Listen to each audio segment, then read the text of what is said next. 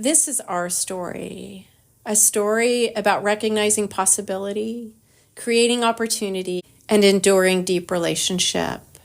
This is a story about myself, Margo Lalich. And Mary Blake. And one of the things about my story is I love to say I get paid to play. Somebody's got to do it. But play for me is putting leisure around you, participating in leisure activities for you. And when I was able to be the general manager of the Portland Bureau of Parks and Recreation and had 14 pools, one of the things we knew is that everybody loved to play. And I mean everybody. So from cradle to grave, we were able to create opportunities for people to find spaces where they were curious, their imagination took off because they were able to float and become super people and have fun and splash around and have families with them.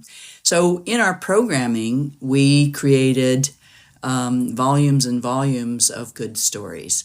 Then I was invited as the general manager of the Sunset Empire Park and Recreation District in Seaside, Oregon in 1984. And the neat thing about that, it was built around a single swimming pool that the entire community felt that where they wanted to come together for sacred ground was going to be water.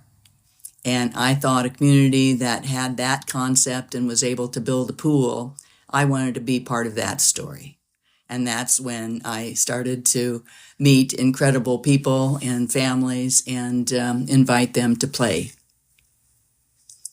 We were able to offer programs from, like I said, cradle to grave. And they're the instruction, health, fitness, and wellness, recreation, competition, and special events. And a lot of people didn't realize that there were techniques or skills to be able to include everybody. So one of the features that we had when I was in Portland was a thing called Adaptive Aquatics. It was Project Aquatic Swim Experience. And we were able to invite people who had been at home, not included in a lot of activities, to come to the pool to play. So with that in mind, I remember very vividly one day when a mom came in to talk to me about her child and also about a potential swimming experience. But it kind of came in an interesting way. My staff members called me in the back and said, say there's a nice woman here, but she has seems to be rather determined. Margo Lalich. And I said, send her back. I'm sure we can share our wishes and hopes and everything. And she was a force of nature when she came through and leaned in and wanted to introduce herself as a lap swimmer, and I had recognized her. But she was more importantly focused on having her child, Gabe, be involved with our program, specifically swimming. And she was really ready to convince me that that was going to be an important thing to do. And it was like, well, of course, our programs will do that. Water's an equalizer. It's a place of belonging. It's a place where everybody starts with the same thing. Nobody has an advantage over another, no matter what the ability or disability is. So that's a natural thing. And all of a sudden there was the shift in Margo's whole demeanor, which was just so pleasant. She relaxed and kind of got giddy and excited. And we proceeded to talk about when and how we were going to get Gabe into our programs, which was a relatively interesting process where everybody became part of the story. And so with that, when we think about these enduring deep relationships, about recognizing possibility, about creating opportunity, and we look back in the early to mid 90s of how do we create inclusive recreational opportunities, swimming was just the beginning. And from swimming, we realized, well, why can't we take this inclusive approach and recognizing that we all belong in our communities? And we started including children with special needs in the Easter egg hunts.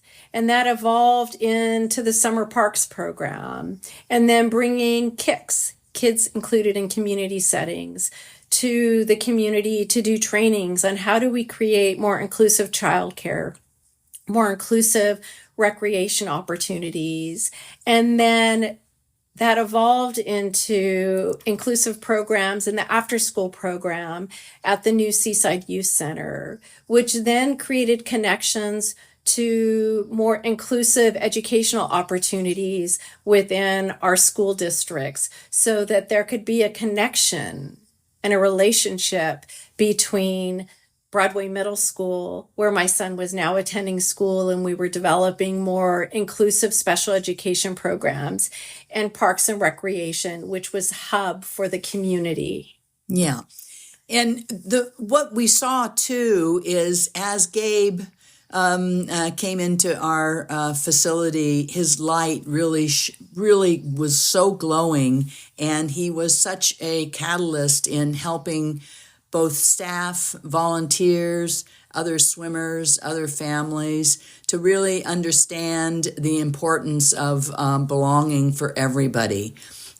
He subtly, in such profound ways, moved people to see inclusion in a different way, that sometimes people would fight it. They'd say, well, it's going to cost a lot of money. And you could really tell that there was a fear base for a lot of people. So what we tried to do is we just took that fear word and put it false evidence appearing real, and giving them practical applications about how, when you accommodate or adapt anything for a person with a special need, it basically helps everybody. Whether or not we know it or not, moving a telephone down lower, adjusting a countertop so kids could look over and a person in a wheelchair, being able to do ramps, or putting little bells on the doors so we know somebody's coming in with somebody with a hearing disability impairment. So there was all this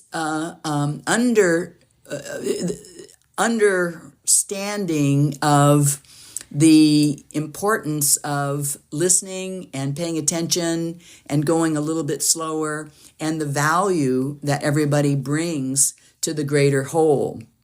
We were able to do trainings. We were able to recruit new volunteers. We were able to build new partnerships, which was part of why the success of the Park and Recreation District grew so much, is that we not just asked somebody to join us in a partnership, we basically established a relationship, which is part of that story. That whether or not we knew what the ending was going to be, that wasn't necessarily how we were writing it, but we were all understanding the mission and vision of the Park and Recreation. It was, we were inviting people to play, and that we would provide quality, safe, accessible swimming, recreation, and special events. And again, that included everybody, because everybody counts in a community.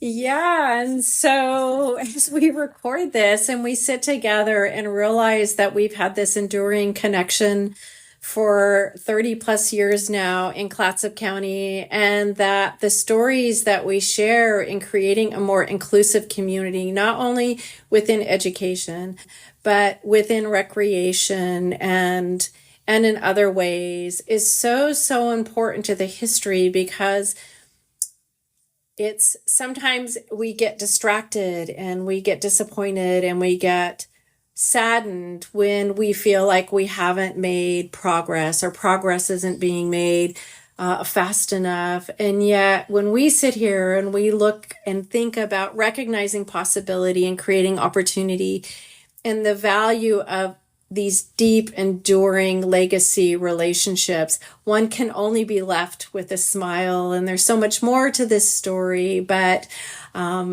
this story is one that has brought a smile to so many, because it has created more opportunity. And it brought joy to people. And I always like a little acronym, JOY. it helped people to just open themselves to new and better and bigger possibilities. And we became a greater good for everybody. And those are the kinds of things that you can't necessarily, people say you got to manage something, you have to measure it. It's pretty easy to start measuring the size of a heart and to see the smiles that happen at the swimming pool and the extraordinary sacredness that people really see their swimming pool from the locker rooms, where people become very intimate with one another in the sense of telling what's happening in their health, what's happening in their life, what's happening in their physical being, as well as really diving in and telling personal stories. I know that a lot of people believe that their family is not just in their home, but their family really is at the pool or in the park and recreation, which always delights me. So when we say community, one of my dear friends, Angela Fairless, always used to say community with the last spelling of N-U-I-T, unity. It brings a unity and an inclusiveness into powerful places. So a lot of joy and happiness and love and kindness, which we need more, certainly in the world, to give us a lot more hope. And we find it when we play together, when we put leisure around us. So think about that when you're trying to refresh yourself or to look to see your inclusion and your friends all around you. Your circle is much bigger than I think what people realize.